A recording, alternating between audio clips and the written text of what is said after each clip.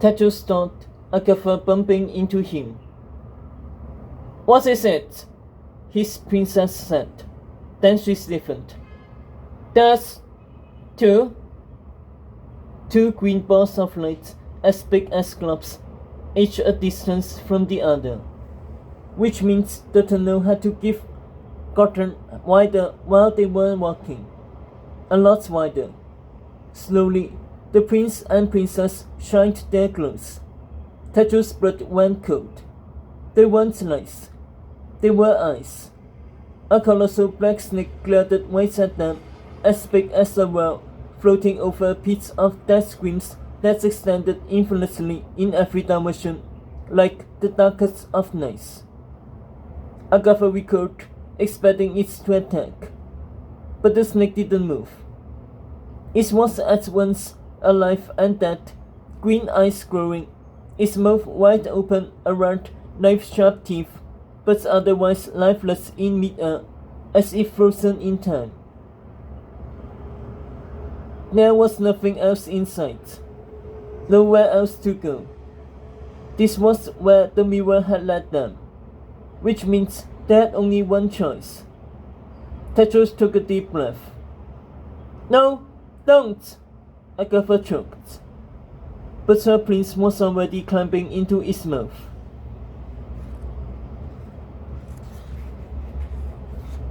It was surprisingly cool inside, the air crisp and dry, the passage ache black. Tetros tried to light his finger glow, but it didn't work this time. Neither did Agatha's apparently. He heard her chest weep as she stumbled over the snake's bottom teeth, his princess mumbling unprincess-like words, before she found Tetros in the dark. Magic must not work in here, he said. Maybe because we are inside a snake's mouth. Why are we inside a snake's mouth? Tetros squinted ahead. To find that. Deep inside the snake, the prince spotted something blocking their path. A door. He led her closer, the door growing sharper in its details, smooth and luminescent, as if under a spotlight. But this was only when they came within a few feet of it and spotted the lion pattern on the moldings, the distinctive orange gold of the knob, that Tetros and his princess both realized something.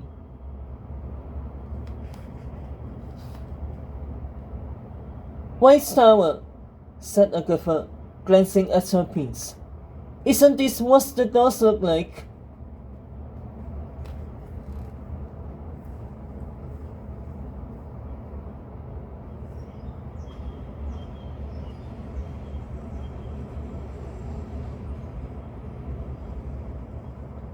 Exactly like this, Tetros thought. The White Tower, where Tetros rarely ventured in his time at Kalmos Castle, whether during his father's reign or his own. There was no reason to. It was mainly staff quarters and storage. But there was one room in the White Tower that Tetros knew well. A room that kept pulling him back like a goat out of a cave. A room where all the darkness in this story had been born. And as Tetros turned the knob, moving deeper into the snake's secrets, he was quite sure this was the room he was about to enter.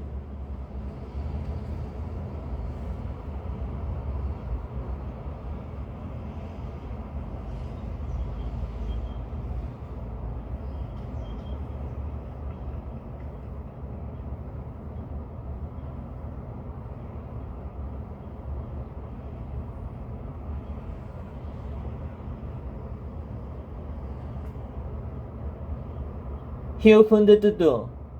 Immediately, he smelled the familiar thick, unwashed scent. The guest room.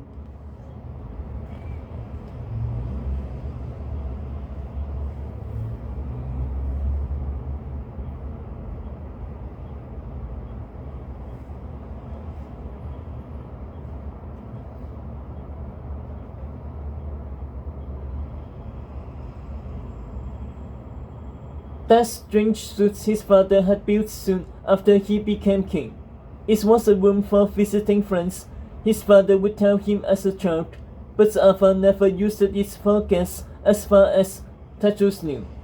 Arthur hadn't even let maids in this room, hence the smell, nor his wife or son.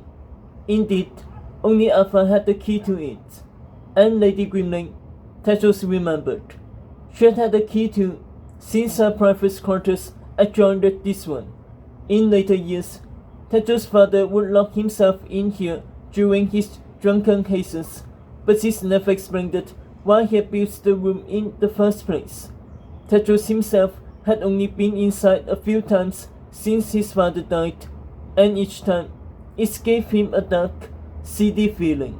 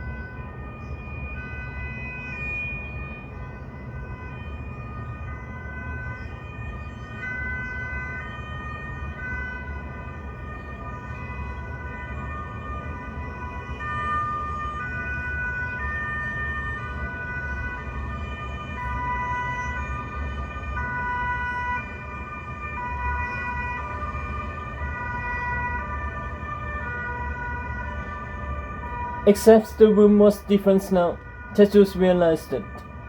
The brown and orange rug was bright and fairly now, the leather sofa fresh and unstained, the beach was unblemished.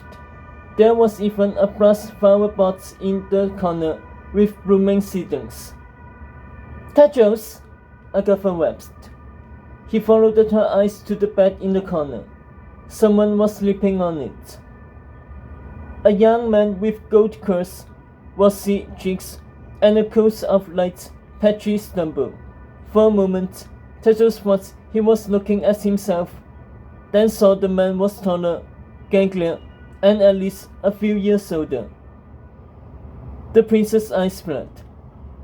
Dad? He moved past Agatha, thrusting a hand out for the young Arthur, but his went straight through, as if Theseus was a phantom. King Arthur remained asleep. Theseus could see Agatha's face tighten, her throat popping, and only then did he understand. This is it, isn't it? Theseus said, tensing. The scenes you saw in Wild's Blood. Voices rose from next door. Lady Grimling's room. That's them, said Agatha. Lady Grimling and Evelyn Sadder. They are about to come in. And indeed, now Theseus could hear Grimling's voice on the other side of the wall. Only Arthur and I have the keys, she was saying. When he came from school with that tramp, acting like she was already queen, I tried to leave. He begged me to stay, built this room as a place for us to meet with those Guinevere knowing.